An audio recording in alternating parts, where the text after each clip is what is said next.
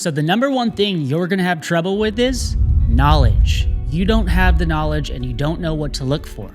You don't have the terminology, the education. What's a good deal?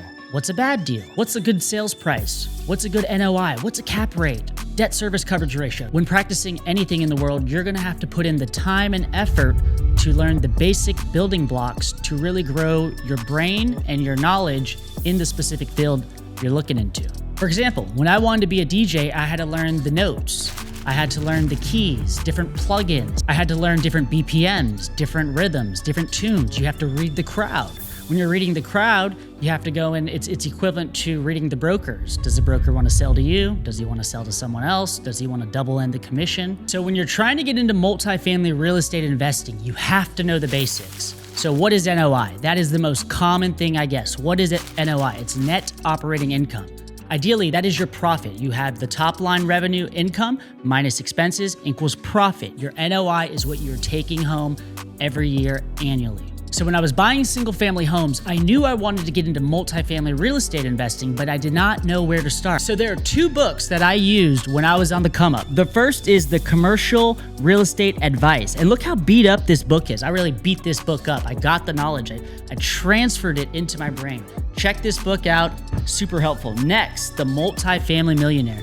This goes through step by step, literally everything you would possibly need to do a deal. So the number one thing I'm looking at these days is I want to be positive leverage going in. Basically, if I'm borrowing debt at a 6%, I want my cap rate, what I'm going in at, to be at least a 6 or a 7.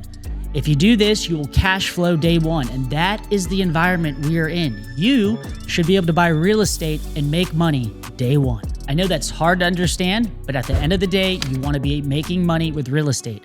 Real estate is a business. Just like any other business, there's profit and loss. You want to be a successful business because then you can go and buy other assets. And so this leads into the next pain point I often see with real estate investors. They don't know how to talk to brokers. How do you call a broker? What do you say? Do I email? Do I text? What is a good deal? What's a good cap rate? A lot of people are intimidated by these guys, the CBREs, the Marcus and Millichaps.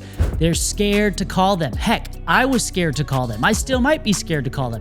But you have to pick up the phone, you have to get known, you have to dial. And once you start dialing, you find one broker in the neighborhood you want to be in, and you start doing deals with that one broker. Brokers control all the deals. So if you don't talk to brokers, you will not get deals in multifamily. In single family, you can call agents on the MLS, you can use Redfin, Zillow, but with multifamily, you have to get in with a broker. So this brings me to my last point. If you successfully talk to a broker and you're so lucky that he finally sends you a deal, you're gonna have to raise money from friends and family or OPM, other people's money, to actually get this deal closed. I used social media when I was on the come up. That was the number one way to get deals done.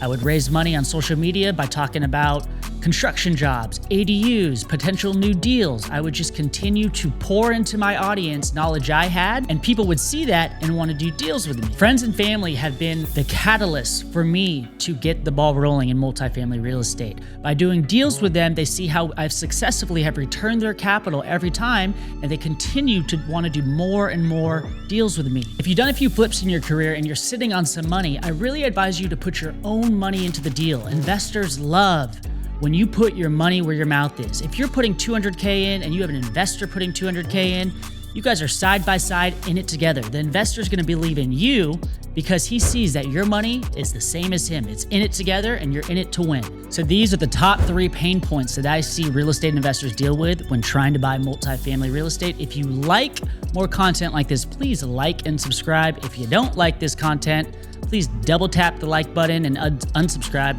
No harm, no foul. I'm gonna be posting more content like this, so please follow me on all platforms, chrisj.luna on Instagram, TikTok, LinkedIn, Twitter, etc.